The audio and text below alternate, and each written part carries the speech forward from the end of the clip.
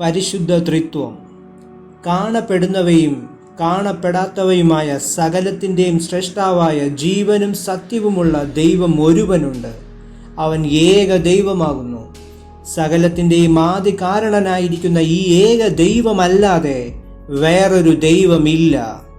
താൻ അനാദിയായുള്ളവനും നിത്യനും അശരീരിയും ജഡകണ്ണുകളാൽ കാണപ്പെടാത്തവനും സർവശക്തനും സർവജ്ഞാനിയും സർവവ്യാപിയും നന്മയിൽ പൂർണ്ണനും നിർണയിക്കപ്പെടാവതല്ലാത്തവനും ഭേദമില്ലാത്തവനും സകലത്തെയും ഭരിക്കുന്നവനുമാകുന്നു. ഈ ദൈവത്തിൽ പിതാവെന്നും പുത്രനെന്നും ശുദ്ധമുള്ള റൂഹ എന്നും 3 ആളുകളുണ്ട്. അതായത് ത്രിത്വത്തിൽ ഏകത്വവും ഏകത്വത്തിൽ ത്രിത്വവുമത്രേ. തമ്മിൽ മുമ്പോ പിമ്പോ വലിപ്പച്ചെറുപ്പമോ ശക്തി വ്യത്യാസമോ ഇല്ല.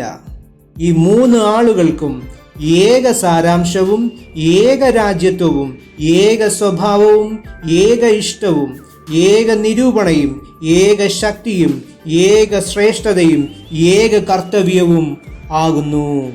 പിതാവിനെ കുറിച്ച് ത്രിത്വത്തിൽ ഒരുവനായിരിക്കുന്ന പിതാവായ ദൈവം സർവശക്തനും ആകാശത്തിൻ്റെയും ഭൂമിയുടെയും കാണപ്പെടുന്നവയും കാണപ്പെടാത്തവയുമായ സകലത്തിൻ്റെയും ശ്രേഷ്ഠാവും അനാദിയായി തന്നിൽ നിന്ന് ജനിച്ച വചനമായ പുത്രന്റെ ജനകനും ദൈവത്വത്തിൻ്റെ സകല ലക്ഷണങ്ങളോടും കൂടിയവനും ആകുന്നു. പുത്രനെ കുറിച്ച് ത്രിത്വത്തിൽ ഒരുവനായി പിതാവിൻ്റെ വചനവും പുത്രനുമായവൻ അനാദിയായി പിതാവിൽ നിന്ന് ജനിച്ചവനും സാരാംശത്തിൽ പിതാവിനും ശുദ്ധമുള്ള റൂഹായ്ക്കും സമനും സൃഷ്ടിയല്ലാത്തവനുമാകുന്നു.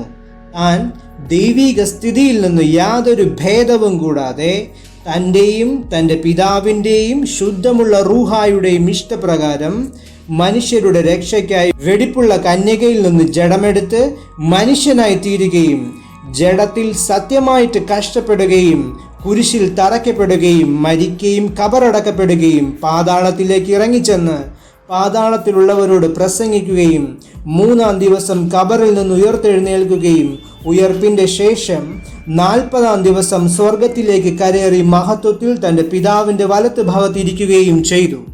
താൻ മനുഷ്യനായി തീർന്നു എന്നുള്ളത് കന്യകയിൽ നിന്ന് ജനിച്ച ഒരു നീതിയുള്ള മനുഷ്യനിൽ വസിച്ചു എന്നല്ല, എന്നാലോ സാക്ഷാൽ ദൈവമായ താൻ പുരുഷ സംബന്ധം കൂടാതെ ശുദ്ധമുള്ള റൂഹായാൽ കന്യകയിൽ നിന്ന് ജഡമെടുത്ത് സാക്ഷാൽ മനുഷ്യനായി തീരുകയും ദൈവ സ്വഭാവം ഭേദപ്പെട്ട് മനുഷ്യ സ്വഭാവമായി തീരുകയോ തമ്മിൽ സമ്മിശ്രപ്പെടുകയോ കൂടിക്കലർന്ന് വേറൊരു വസ്തുവായി തീരുകയോ ഒന്നിനാൽ ഒന്ന് നശിച്ചു പോവുകയോ ചെയ്യാതെ ദൈവത്വവും മനുഷ്യത്വവും എന്ന 2 സ്വഭാവങ്ങൾ ഒരിക്കലും വേർതിരിയപ്പെടാത്ത പ്രകാരം ദൈവത്വത്തിൻ്റെയും പാപമൊഴികെ മനുഷ്യത്വത്തിൻ്റെയും പൂർണ്ണ ലക്ഷണങ്ങളോടും കൂടെ യോജിപ്പിക്കപ്പെടുകയും ചെയ്തു. ഈ യോജിപ്പ് മഹാ അത്ഭുതമുള്ളതാകുന്നു. യോജിപ്പിൻ്റെ ശേഷം 2 സ്വഭാവങ്ങളെയോ 2 ക്നൂമാകളെയോ വേർതിരിയപ്പെടാവുന്നതല്ല. എന്നാലോ ഏക സ്വഭാവവും ഏക ആളും ഏക പെർസുബയും ഏക ഇഷ്ടവും ഏക വ്യാപാരവും അത്രേ. താൻ പൂർണ്ണ ദൈവവും പൂർണ്ണ മനുഷ്യനുമാകുന്നു. തൻ്റെ മരണസമയം ആത്മാവ് ശരീരത്തിൽ നിന്ന് വേർതിരിഞ്ഞപ്പോൾ തൻ്റെ ദൈവത്വം ആത്മാവിൽ നിന്നും ശരീരത്തിൽ നിന്നും വേർതിരിയാതെ അവ 2നോടും കൂടെ ഉണ്ടായിരുന്നു.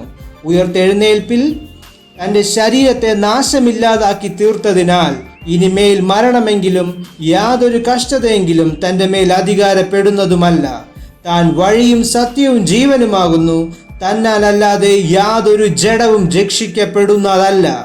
ജീവനുള്ളവരെയും മരിച്ചവരെയും ന്യായം വിധിപ്പാനായിട്ട് വലിയതായ തൻ്റെ മഹത്വത്തോടുകൂടെ 2ാമത് താൻ വരികയും ചെയ്യും.